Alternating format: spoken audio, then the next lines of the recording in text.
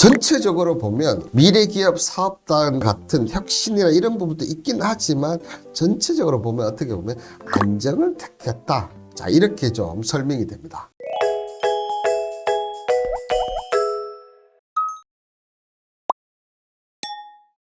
오늘은 여러분들이 한마디 이제 당부의 말씀을 좀 드릴까 하는데요. 이 최근 저희 투자 캠퍼스를 이렇게 사칭을 해서 이렇게 카톡방에 이렇게 투자 캠퍼스를 여러분들 이렇게 만들었다는 게, 저희들도 이제 최근에 알았어요. 저번에 일전에 한 분이 이 DB 뽑는 회사다 이렇게 얘기를 하셨는데, 저희가 한 게 아니고 저희 채널을 사칭해서 아마 유사 자문 업체에서 이렇게 투자 캠퍼스 채널을 파서 이제 저희 영상까지 올리면서 이렇게 사칭을 했다는 걸 저희가 이제 발표를 하고, 이 투자 캠퍼스를 치면 이렇게 많은 내용들이 나오고 있습니다. 네, 기훈님, 네, 사칭을 한다고 하네요. 그래서 막 이렇게 실질적으로 피해를 보신 분이 있는 것 같은데, 정말 저희가 미리 알고, 만약에 댓글로 좀 얘기를 해주셨다면 저희가 미리 알고 이제 어쨌든 조치를 취할 텐데, 그 부분 상당히 좀 안타깝고, 이 관련해서는 지금 법적이라든지 이런 부분을 알아보고 이제 카카오톡 채널에서 추방을 하려고 하고 있어요. 잠시만 대기를 좀 해주시고, 여기에 또한 투자 캠퍼스 카카오 채널을 도저히 이래서는 안 되겠다 해서 저희가 이제 12월 1일부터는 이제 약간의 개편을 한다. 방송 개편을 하는데, 보시는 대로 공식 계정이라고 이렇게 써놨습니다. 여러분들, 공식 계정이라고 이렇게 투자 캠퍼스 홍반장입니다. 이렇게 카카오톡 공개 채널을 이제 오픈했으니까 여러분들 다른 곳에 가지 마시고, 특히 사칭하는 데를 없애기 위해서는 저희도 카카오톡을 운영을 해야겠다 이렇게 생각해서 이제 카카오톡 운영을 했으니까 많은 관심 부탁드리고, 여기에는 뭐 실시간 방송이라든지 또 제가 오후 브리핑을 통해서 기사 관련이나 이런 경제 관련 분석도 좀 해드릴 예정이 있으니까, 물론 참가하시고 뭐 무료시고, 저희가 뭐 어떤 전화번호 달라, 성함 달라, 이름 달라 뭐 이런 얘기는 절대 안 드릴 테니까 오셔서 여러분들 제 방송과 플러스 또 알파의 투자에 도움이 되는 많은 얘기를 해드리도록 하겠습니다. 여러분들 좋죠? 그죠? 자, 그러면 퇴근길에 편안하게 들으시면 투자에 보는 눈이 달라지실 겁니다. 맨날 하던 말인데 왜 이리 어색할까요? 오늘따라 아주 편안하게 들으시면 될 것 같습니다. 자, 오늘의 2강 제목은 보시는 대로 안정을 택한 삼성의 인사 개편, 이재용 삼성전자 회장의 조기 인사 카드의 의미는 과연 무엇인지 오늘 또 완벽하게 제가 분석해 드리도록 하겠습니다. 자, 여러분들, 이 마누라 자식 빼고 다 바꿔라. 정말 너무나 유명한 말이지 않습니까? 1993년 신경영을 선언한 고 이건희 회장이 이 프랑크푸르트에서 이 선언을 했다고 해서 프랑크푸르트 선언이라고 하는데요. 이 선언을 하는 이유가 보면, 직원들이 이 세탁기를 조립하다가 뚜껑이 여닫이 부분이 좀 안 맞았나 보더라고요. 그런데 지금 같은 말도 안 되는 일이죠. 이걸 즉석에서 이렇게 칼로 깎아서 조립하는 영상이 담긴 비디오를 보고 고 이건희 회장이 완전 열이 받아서 어떻게 했냐? 이 프랑크푸르트에 삼성인 직원들을 다 끌어모았죠. 자, 그때 나온 말이 어떻게 보면, 국제화 시대에 변하지 않으면 영원히 인류나 2.56가 될 수밖에 없다. 그러니까 마누라하고 자식만 빼고는 다 바꿔라. 자, 이렇게 얘기를 하고 말이 정말 엄청 유행을 했고, 제가 알기로는 광고도 나온 걸 알고 있고, 고 이건희 회장이 얘기한 명언 중에 4대 명언에 속할 정도로 많이 했었고, 어떻게 보면 이 삼성이 프랑크푸르트 이 선언을 계기로 해서 글로벌 기업으로 올라섰다. 이렇게 보시면 맞을 것 같습니다. 보시는 대로 하나하나씩 좀 보면, 이 사건을 계기로 대대적으로 품질 개선을 했는데 현재 삼성이 글로벌 1등기로 성장할 수 있는 원동력이 되는데, 94년에 보면 휴대폰 애니콜의 품질이 경쟁사에 뒤처지자 이듬해 500억짜리 제품을 직접 소각하는 하영식, 어떻게 보면 일종의 리콜이지 않습니까? 여러분들 아시다시피 지금 또 삼성전자를 포함해서 우리나라의 기업들은 리콜을 거의 안 합니다. 웬만해서는. 그런데 1994년에 500억 하면 얼마나 큰 돈입니까? 그죠? 그럼에도 불구하고 직접 소각을 했다. 어떻게 보면 이걸 계기로 해서 이 삼성이 현재 전 세계 스마트폰 시장 점유율 1위를 차지하고 있었죠. 이게 바로 신경영선언 이후라는 거죠. 자, 기훈님이 혁신적인 말인 것 같습니다. 네, 맞습니다. 혁신을 할까? 마누라하고 자식 빼고 다 바꾸라는 얘기입니다. 혁신을 할 수 있는 엄청난 유명한 자. 네, 맞습니다.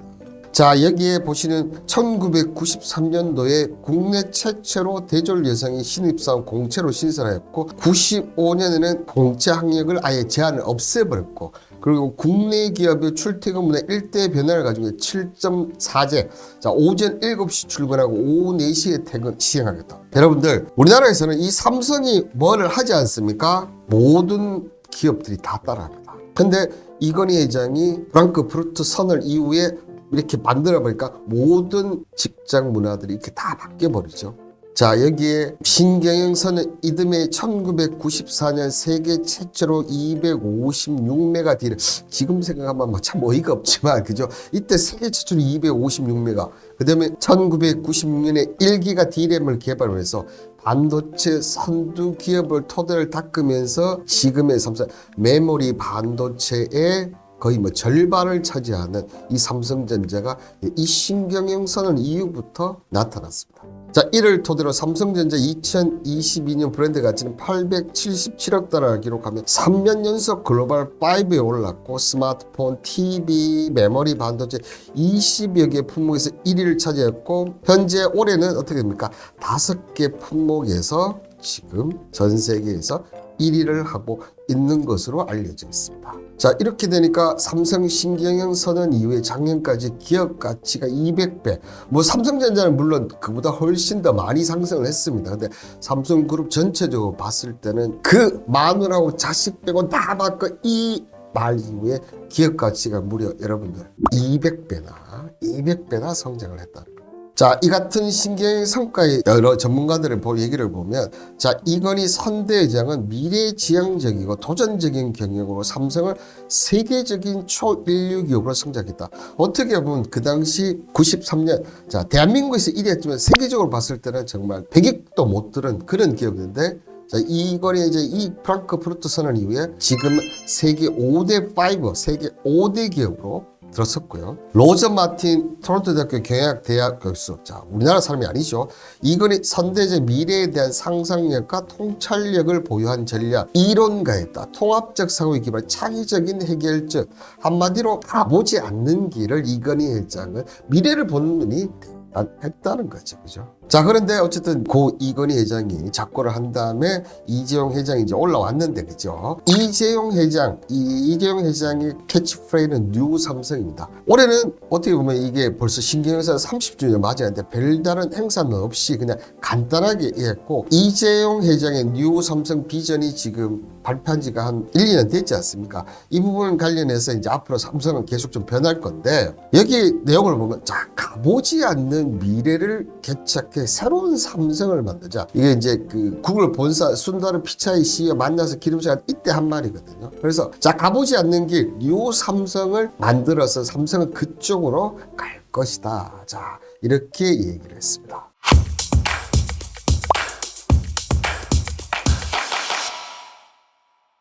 자, 그런데 과연 뭐 잘 됐을까? 미래 개척 새로운 삼성 만들자. 내용을 한번 쭉 살펴보면 자, 삼성전자 뭐 올해 1분기부터 그죠? 물론 3분기에는 그나마 좀 반도체 부분들이 좀 올라오면서 그죠? 반도체 부분이 적자가 많이 좀 줄어들었고 그다음에 휴대폰 부분들이 많이 좀 살아오면서 2조 가까이 들었지만 예전에 삼성을 비교를 해버리면 말도 안 그냥 한 분기에 10조를 넘게 벌었는데 그죠? 한 분기에 10조를 넘게 번 삼성전자가 물론 반도체 경기가 안 좋다고는 하지만 지금 3분기에 겨우 지금 2조가 났고 1분기에 했던 적자가 났다는 거 여러분 다들 기억하시죠, 그죠? 자, 여기에 삼성전자가 어쨌든 반도체 부분에서 계속 승승장구를 했었는데 메모리 쪽에서는 지금도 최강자입니다. 근데 이제 이 메모리 쪽에서 이제 계속 기술 개발해서 어떻게 보면 4나노 공정 같은 경우는 TSMC보다 삼성이 먼저 공정을 착수를 했어요. 근데 이 부분을 어쨌든 퀄컴 같은 펠리스 업체들을 했는데 어떻게 됐습니까? 수율이 문제가 되고 수율이. 이 당시 수율이 3, 40 정도밖에 안 된 거죠. 이게 여기다 불량률이 이만큼 높다는 거예요, 여러분들. 쉽게 설명을 드리면 자, 그러면서 기존의 퀄컴이라든지 뭐 AMD라든지 이런 애플이라든지 이런 모든 기업들 어떤 거니까 TSMC로 위탁을 다 바꿔버렸어요. 이렇게 되면서 지금의 이 비메모리의 선두를 차지한 TSMC는 삼성전자 덕택에 어떻게 보면 이렇게 됐다는 거죠. 만약에 이게 이건희 회장이 있을 때 이런 일이 발생했다? 어떻게 됐을 것 같습니까? 난리가 났을 겁니다. 여러분들 예전에 이건희 회장이 여기 있고 임원단이 이렇게 회의를 하지 않습니까? 가면 어떻게 순서들 하냐면 실적 좋은 순서들 없습니다. 이쪽이 가장 실적이 최고 좋은 계열사들, 그 다음에 여기 만약에 이 뒤에 있다면 이 사람들은 다음 사장단, 만약에 실적을 회복시키지 못하지 않습니까? 다음 사장단에서 조만간 너희는 나갈 사람이다 이렇게 딱 했다고 하더라고요. 그만큼 이 실적이나 성과 이런 걸 중요시하는데, 저는 이건희 회장이 있었다면 이런 일을 발생하지 않았을까 이렇게 좀 생각이 좀 듭니다. 자, 현재 그 4나노 경제 삼성은 이 수율을 60%만, 삼성전자의 말로는 80%까지 올렸다. TSMC 비슷한 수율을 보였지만 지금 어떻게 됐습니까? 퀄컴도 그렇고 모든 기업들, 뭐 엔비디아도 그렇고, 그죠? 애플도 그렇고 AMD도 그렇고 모든 기업들은 삼성전자는 펑펑 지금 놀고 있는데도 불구하고 삼성전자도 안 가고, 자, 우리 기다릴도 너희가 할 테니까 조금만 우리 것 좀 넣어줄래? 이렇게 지금 하고 있죠. 자, 여기에 어떻게 보면 삼성전자의 양대축이죠. 반도체와 휴대폰, 그죠? 이 휴대폰 보면 삼성전자 유럽서 1위 수성했지만 출하량은 12년 만에 지금 최저를 기록하고 있다. 자, 출하량이 전년과 근저 15% 감소를 했으며 2011년 이후 가장 낮은 3분기 출하량을 어떻게 합니까? 유럽에서 했다. 특히 보면 미국은 애플이 있고 중국은 뭐 중국 샤오미라든지 여러 휴대폰 업체, 그래도 유럽에서만큼은 삼성전자가 압도적으로 1위를 계속 차지했거든요. 자, 그런데 삼성전자가 전년 출하량 값이 15% 감소했죠. 그럼 애플 같은 경우는 여러분들 몇 프로 감소했을 것 같습니까? 3%밖에 감소 안 했어요. 그리고 중국 같은 경우는 출하량은 13% 정도 줄었지만 오히려 지금 동유럽 시장 같은 경우는 어떻게 됐습니까? 35% 점유율 1위를 차지해요. 완전 바뀌어버린 거지. 지금. 삼성전자가 지금 휴대폰에서 흔들흔들하고 있다는 것을 보여주고 있습니다. 여기에 가장 큰 좀 문제점 하나가 뭡니까? 우리 발열 문제, 여러분들 계속 기억하고 있죠? 갤럭시 S22 발열에 놀란 삼성 2년간 모바일 AP 엑시노스를 안 쓴다. 그래서 퀄컴 스냅드래곤을 100% 탑재한다. 근데 여러분들 2년간 모바일 AP 엑시노스 있지 않습니까? 원래 계획은 갤럭시 25, 갤럭시 25까지 해서 여러분들 엑시노스를 탑재할 계획이었어요. 원래 계획은. 근데 발열 문제가 이걸 지금 2년간 안 쓴다고 했지 않습니까? 하면 지금 이 전체적인 휴대폰 발열에 지금 문제가 있다는 것을 자기 입으로 지금 그죠? 토해낸 거예요, 여러분.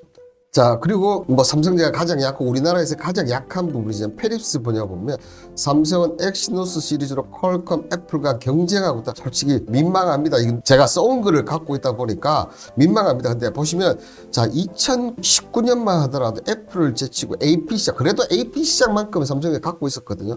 14%로 3위를 기록했지만, 자, 현재는 2021 4분기 점유율로 4%로 됐고, 지금은 얼마까지 밀리냐면 3% 정도까지로 지금 밀려져 있다. 그래서 삼성전자가 AP가 지금 안 되니까 뭐 자율주행 AI 쪽을 하겠다 하는데, 제가 봤을 때 구체적인 성과나 이런 거는 별로 없어요. 특히 자율주행 관련해서 우리가 이쪽 페립스 쪽이나 이쪽에 파운드리 쪽에 좀 강점을 가지고 투자를 하겠다는데 아직까지 들려오는 소식은 크게 없다는 거죠. 과거의 명성은 있지만 하나하나 좀 뚜껑을 이렇게 열어보면 전부 다 예전의 삼성이, 우리가 알고 있던 예전의 삼성이 아니란 얘기입니다. 자, 여기에 더해 최근 삼성 스마트폰에 담당하는 케이녹스라든지 경쟁사 기술 분석 자료 등이 포함한 소스코드 190기가 해커들에 의해서 유출을 됐다. 항상 얘기하지 고객 정보 유출 없다고 하지만 이런 보안까지도 지금, 그러니까 삼성의 기술을 어떻게 보면 빠져나갔다. 이렇게 볼 수가 있는 거죠. 여기에 IT 업계의 임금 인상으로 인해서 일명 네카라쿠, 베당토, 여러분들 아시죠? 7대 IT 기업들 네이버, 카카오, 그다음에 라인, 쿠팡, 마지막으로 이제 토스까지 7대 IT 기업들이 개발자 연봉을 엄청나게 끌어올렸어요. 그래서 지금은 오히려 삼성의 개발자 연봉이 타 IT 기업 대비 많이 낮았어요. 예전에는 삼성을 따라올 자가 없었는데 이제는 오히려 이런 네카라쿠, 베당토, IT 7대 기업보다 낮아졌다는 거예요. 그래서 인력까지도 이제 어떻게 보면 풀이 낮아질 수밖에 없죠. 그죠? 삼성전자, 정말 어떻게 보면 풍전등화의 상황에 직면을 했다. 어떻게 보면 고 이건희 회장이 있을 때는 완전한 결단을 내려서 글로벌 기업까지 했는데, 이 글로벌 기업으로 해서 이제 1, 2위를 앞서 나가야 되는데 지금 오히려 풍전등화의 상황에 직면을 했다. 뭐 그 대표적 케이스가 물론 반도체 경기 IT 그 수요가 급감을 하긴 했지만 메모리 재고가 엄청나게 늘어났죠. 예전 같으면 삼성이 이번에 처음으로 삼성전자가 메모리 반도체 사반 이후로 처음으로 반도체 생산을 멈출 정도로 위기에 왔다는 겁니다. 자, 여기에 지금 보시면 이 회장이 취업 이후에도 대규모 인수합병 기능이 커졌지만 여러분들 아시다시피 2017년 하만 인수 이후에 전혀 지금 대규모 M&A 그러니까 새로운 먹거리에 대한 투자가 지금 전혀 없다. 하만이 어떻게 보면 앞서 얘기한 자율주행 관련 이런 부분 때문에 인수를 했지만 이거 이후에는 하나도 없다. 물론 그 사법부 리스크가 좀 있었죠. 그런 건 있었지만 고 이건희 회장 같은 경우는 확실할 때마다 막 반도체든 휴대폰이든 미래 사업에 대한 M&A 큰 M&A 항상 했었다는 거죠. 근데 이재용 지금 회장에서는 이런 부분이 전혀 나타나고 있지 않다는 것을 의미하고 있고 여기에 이 반도체를 둘러싼 미중 갈등이 갈수록 격화되고 신냉전주의가 되고 있습니다. 그렇다 보니까 불확실성이 점점 커지고 여기에 또 정치적 요소까지 뭐 어떻게 보면 우리나라를 좀 홀대하는 이런 정치적 부분이 조금 있긴 있는 것 같아요. 자, 이런 부분까지 나오고 있다는 겁니다. 한마디로 진짜 풍전등화가 아닌가 그렇게 좀 생각합니다. 자, 그렇게 되다 보니까 이 2024년도 정기 인사를 빠르게 단행을 했는데요. 보통 일반적으로 보면 삼성전자가 통상 그 매월 12월 초에 최고 경제 인사를 실시했어요. 2018년부터 2022년 최근 5년까지 보면 단 한 해를 제외하고 2019년을 제외하고는 항상 12월 첫째 주에 사장단 인사를 내고 그 다음에 한 1일이나 2일 후에 어떻게 했습니까? 부사장급 임원 인사를 진행했죠. 지난해 같은 경우는 12월 5월에 했었고 여러분들 그 다음에 2021년 같은 경우 12월 7월에 했어요. 근데 이번에는 어떻게 했습니까? 11월 7월에 여러분들 이렇게 빠르게 지금 했다는 거고 근데 이게 조기 개편 인사설은 지금 갑자기 나온 게 아니고 수개월 전부터 계속 나왔다는 겁니다. 그만큼 지금 삼성전자가 위기의 상태가 있었다는 얘기죠. 자, 그래서 이재용 시대의 역대 삼성 사장단 인사 기조를 보면 자, 2014년 12월, 2015년 12월, 2017년 2월 달에는 아무래도 이 국정농단 사건으로 그죠. 구속 기소가 되다가 나왔었고 그다음에 11월 달, 자, 2018년에 12월 달, 2020년 1월과 12월 달, 그다음에 2021년 12월, 자, 2020년 10월에 그 회장 취임에 12월 계속 어떻게 보면 꾸준히 12월 했는데 국정농단 사태를 제외하고는 그죠? 대부분 12월에 했었다는 거죠. 자, 그러면서 이제 전일 그죠? 이 정기 조직 개편을 했는데 이번 인사의 키워드는 여러분들 자 보시는 대로 어떻습니까? 안정, 미래, 혁신 세 가지로 압축을 된다. 자, 특히나 내년 되면 3년차가 되는데 기존 핵심 역량을 강화하는 가운데 젊은 리더를 박탈하고 박탈이 아니고 발탁을 하고 제가 발음이 좀 안 좋네요. 그죠? 미래 준비를 위한 별도 조직을 신설하고 세 마리의 토끼를 잡기에 평가했다 이렇게 하는데 요 관련해서는 이제 그 네 번째에서 제가 이 의미를 얘기 드릴 테니까 지금 어떻게 조직 개편이 됐는지만 좀 보시면 될 것 같아요. 자, 먼저 이 한종희 디바이스 경영 부회장과 경계현 디바이스 솔루션 부문장 같은 경우는 어떻게 됐습니까? 쌍두마차 체제는 그대로 유지를 했다. 이게 어떻게 보면 안정을 택했다는 얘기죠.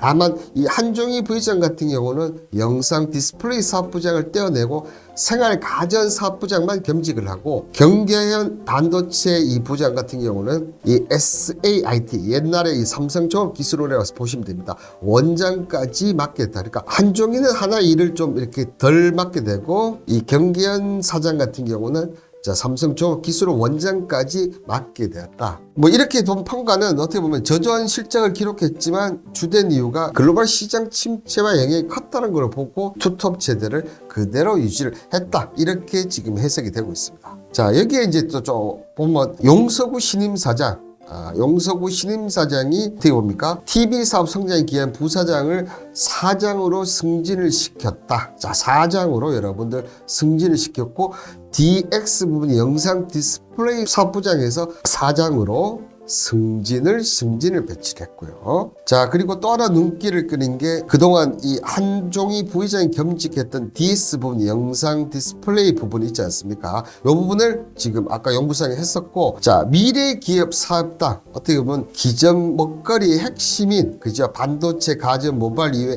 새로운 사업 분야를 육성할 전담 조직에 이 전영은 삼성전자 미래사업기획 단장을 부회장으로 앉혔다. 요 상당히 좀 이례적인 내용 부분이 있습니다. 근데 다만 요 미래기업산업단은 앞서 얘기했던 한 부회장 있지 않습니까? 한종희 이 부문장 이 맡고 있는 DX 부분 직속으로 배치를 해서 이 한 부회장과 함께 새로운 먹거리를 발굴을 할 예정에 있다고 합니다. 자, 그리고 김원경 신임 사장입니다. 김원경 신임 사장 같은 경우는 글로벌 대협력 조직을 자, 사장급으로 격상시켜 다극화 시대의 리스크를 대응을 위한 글로벌 협력관계 구축에 무게를 실은 것으로 보이고요.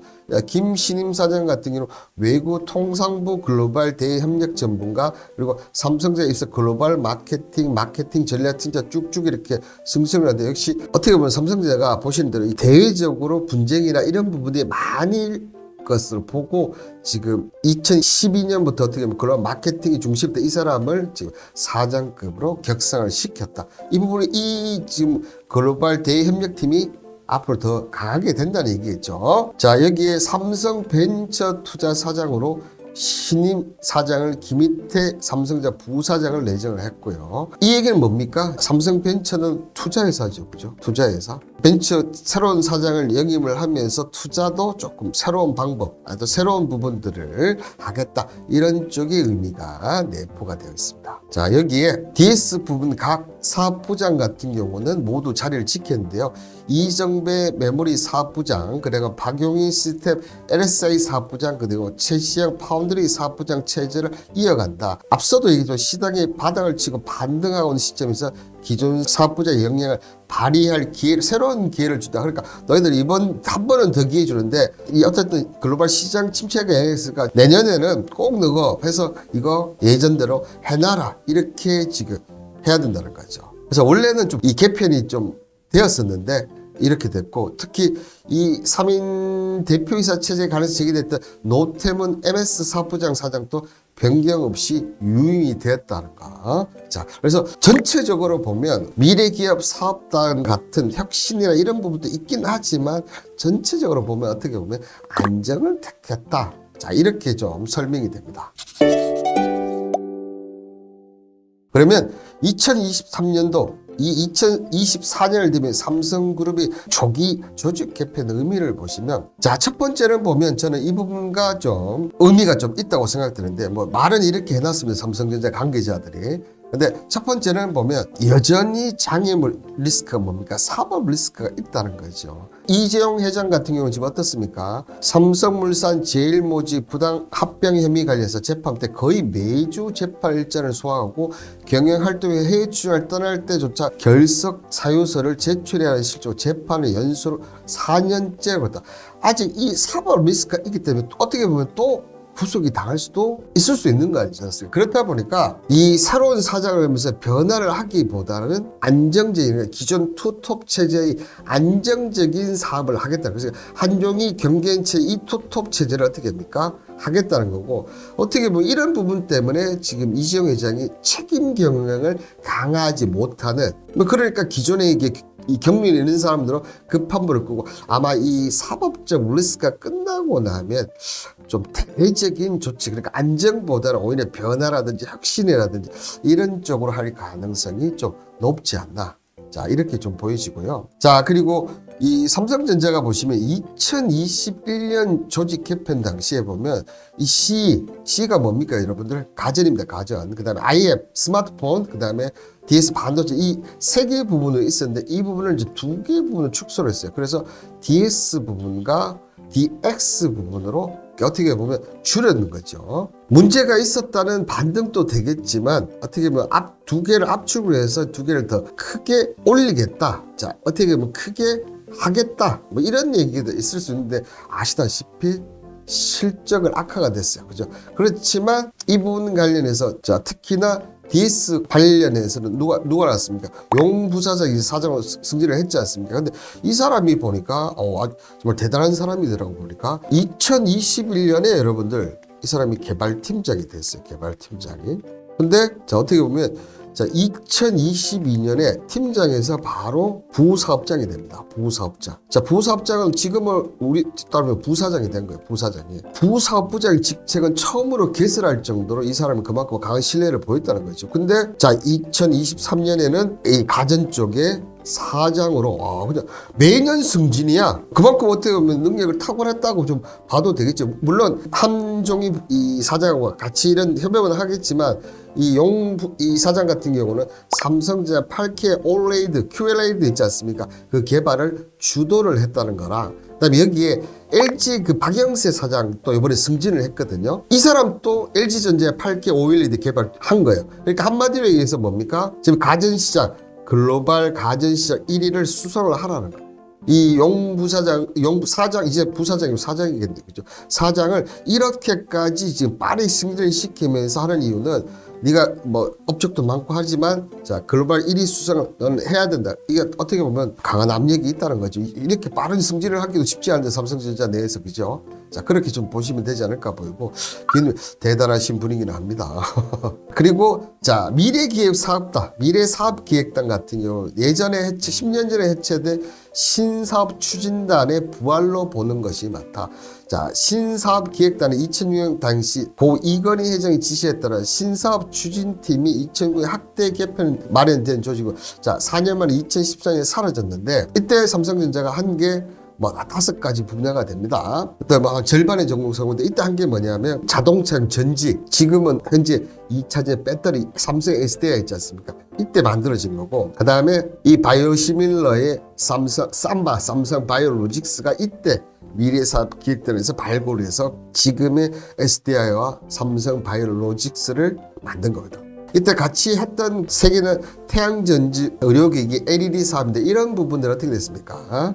지금 침체 아니면 정체 뭐 이렇게 좀 얘기를 드려야겠죠. 그죠? 그래서 미래사업기획단에서 어떤 사업에 이제 중점을 두는지 우리 좀 봐야 된다는 거죠. 자, 근데 이번에 미래기획사업단 오신 분이 있지 않습니까?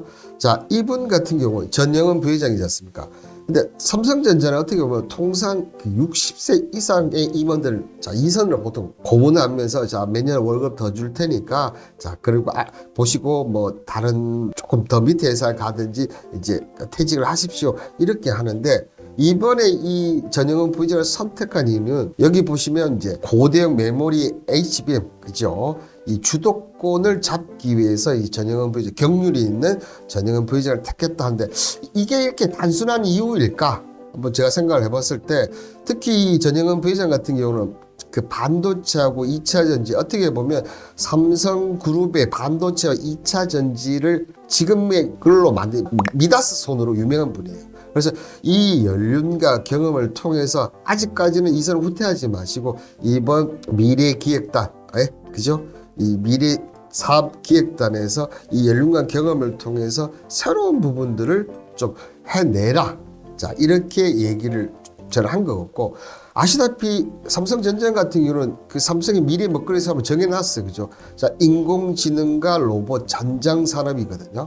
그래서 자, 이 부분 관련해서 특히나 자, 대형 인수합병으로 이루어졌을 때 이때 반도체 2차 전지에 두루두루 이 거친 전영 부위원장이 뭔가를 선택하지 않을까. 자, 이렇게 얘기했고, 이 미국 라스베가스에 열린 국제정리 제품 박람회 시에서 제가 이 방송도 한 번 했었는데요. M&A 관련 소식을 기대도 좋다는데 이번에 이제 미래사업기획단이 지금 갖춰졌기 때문에 뭐 저는 개인적으로 내년 초에는 대규모 M&A가 나올 가능성이 정말 높지 않나. 자, 그렇게 좀 생각이 듭니다. 자, 그러면서 자, 이번에 좀 보면 삼성전자 이 사장단 승진이 대폭 줄었거든요. 이번에 어떻게 보면 자, 용서구, 그죠? DS 부분과 그리고 김원경 글로벌 퍼블릭 어페이스에서 딱 2명만 했다는 거죠. 지난해 7명에서 그리고 지금은 2명밖에 안 했다는 얘기는 이걸 어떻게 보면 이재용 체제가 이제 완전히 굳혀졌다. 이재용 체제가 지금 내년 되면 이제 3년째지 않습니까? 그러다 보니까 자 이제 기존에 있던 고 이건희 회장 쪽에 있던 이런 분들이 어떻게 됩니까? 이제 다 나가고 이제는 어떻게 보면 이재용 체제가 확실히 구체적으로 이 관련 사장 부분들 그리고 조직 관련 부분, 사업단 부분을 갖고 이제 이재용 체계는 갖고 나가겠다 이런 의미로 저는 해석이 됩니다. 자 그러면 이번 그 삼성전자의 조기 인사를 보면 앞서 제가 3개 키워드가 있었다고 얘기를 드렸지만 안정을 택했다. 특히나 국내 기업 나침판의 이 삼성전자가 자 여러분들 성장이 아닌 그죠? 성장이 아닌 안정을 택했다는 것은 자 이 부분은 특히나 2024년에 어떻다는 얘기입니까? 경기 침체가 여전히 이어질 가능성이 높다고 판단을 한 거예요. 기본 전제가. 내년에 경기가 좋다면 막대한 자금을 해서 투자를 하고 안정보다는 변화라든지 혁신을 택했을 텐데 지금 제가 이 조직 개편의 의미를 얘기 들으면 역시나 안정을 택했다. 물론 사법적 리스크나 여러 가지 부분이 있기는 하지만 기본적인 메커니즘이 2024년은 성장보다는 경기 침체가 있으니까 안정적으로 지금보다 조금 더 나은 정도만 삼성전자가 하겠다는 거고 여기에는 또 그게 있는 것 같아요. 어쨌든 삼성전자가 뭐 IRA라든지 반도체법이라든지 이 관련해서 외국에 지금 막대한 투자를 많이 하고 있습니다. 그래서 투자를 지금 계속 많이 해놓은 부분이 있는데 그죠? 많이 해놓은 부분인데 또 새롭게 투자를 하기는 지금 경기 침체가 심상치가 않다. 바닥은 아직 아니다. 뭐 이런 부분이 있고 또 이 IRA나 반도체 쪽이 이쪽에 그 공장이 빠르면 이제 2025년부터 나오지 않습니까? 아마 그 신규 투자 이런 부분은 여기에 투자가 마무리가 된다면 그때 좀 하지 않겠나. 그리고 여기에 따라서 경기 침체가 있다 보니까 어떻게 됩니까? 이 M&A나 새로운 사업 관련해서 앞서 얘기했던 인공지능이나 로봇이나 전장 관련해서 새로운 M&A 쪽으로 지금 투자보다는 M&A 쪽으로 좀 선회를 한 게 아닌가 그렇게 보이고 마지막으로 제가 한 이 안정을 택하는 이유는 정치적 리스크가 있지 않나. 자, 지금 삼성전자 같은 경우는 뭐 2차 전지도 그렇고 반도체도 관련해서 특히나 반도체 관련해서 미국 정부가 중국이 압박용으로 해서 그죠? IRA나 반도체 이런 부분 때문에 지금 삼성전자 중국에 많은 투자를 해놨지만 지금 신규 투자라든지 이런 걸 전혀 하지를 못하고 있어요. 그죠? 이제 그렇게 되다 보니까 지금 있는 정치적인 리스크가 분명히 있다는 거죠. 이런 국가적인 부분에서는 국가와 국가에서 해결을 해야 되는데 지금의 정부 시스템은 어떻게 됩니까? 국가와 국가라기보다는 문제가 생기면 국가가 말고 너희 기업들의 문제니까 기업들이 해결을 해라. 이런 상황에서 이 삼성의 이재용 회장 같은 경우 여기서 큰 그림을 그리고 큰 투자를 했다가 어떻게 보면 국가 이 시스템 이런 얘기가 안 되는데 괜히 했다가 빵 터져버리면 다 그게 리스크로 오지 않습니까? 이런 부분까지는 다 포함을 해서 삼성전자가 안정을 택한 것이 아닌가 이렇게 좀 생각합니다. 그러면 야 국내 기업인 나침반이 삼성그룹이 삼성전자가 이렇게 선택을 했다면 우리의 투자도 그죠? 내년에는 경기 침체가 이어질 가능성이 또 높고 우리나라에 대규모 투자가 없다는 점을 감안해 본다면 지금의 이 주식이라든지 뭐 암호화폐 우리나라 그 경제 부분은 큰 성장을 하기는 쉽지가 않다. 이런 2024년도의 그림을 갖고 여러분들 투자를 하셔야 되지 않을까 생각이 듭니다. 자, 오늘 이 삼성그룹 관련해서 이 조직 개편 관련해서 제가 이렇게 의미를 설명을 좀 드렸었는데 여러분들의 생각은 어떠신지 모르겠습니다. 이 관련해서 혹시 저랑 좀 다른 내용 있으시다면 댓글로 남겨두시면 저도 이런 생각도 있을 수 있거나 아니면 그 관련해서 제 의견을 드리도록 하겠습니다. 자, 홍 반장님의 방송마다 세상에 보이는 기분. 네, 기훈님 감사합니다. 그리고 추가적인 질문이 있으시면 목요일 방송 혹은 채널 운영자로 보내주시면 답변을 드리겠고요. 그리고 오늘 그 방송이 끝나면 아마 그 유튜브 방송 밑에 보면 그 카카오톡 관련해서 채널이 올려져 있을 겁니다. 그쪽으로 오시면 12월 1일부터 저의 또 다른 카카오톡으로 브리핑을 드릴 수 있을 겁니다. 자, 여러분들 오늘 하루도 너무 수고하셨고요. 여러분의 투자 도우미 투자 캠퍼스 홍 반장은 어떻게 보면 이런 방송체는 이제 이번 주 목요일이 마지막이겠네요. 또 12월 달 개편 또 있지만 마지막 방송 여러분들 다 참여하실 거죠? 오늘 영상 이것으로 마치도록 하겠습니다. 감사합니다.